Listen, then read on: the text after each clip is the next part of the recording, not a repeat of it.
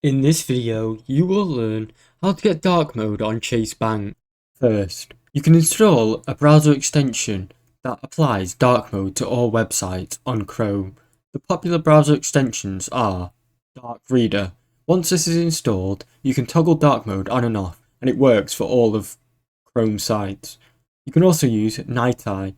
This is another extension that will give you dark mode across all websites. If you do not want to use a browser extension, use this other method. First, if you're using Windows, go to Settings, Personalization, then Colors.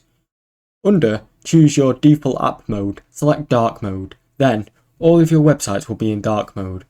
For Mac iOS, go to the System Preferences, then click General. Under Appearance, select Dark Mode.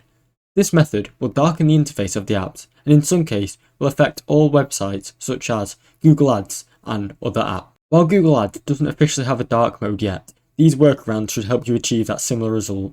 Thanks for watching. Don't forget to like and subscribe.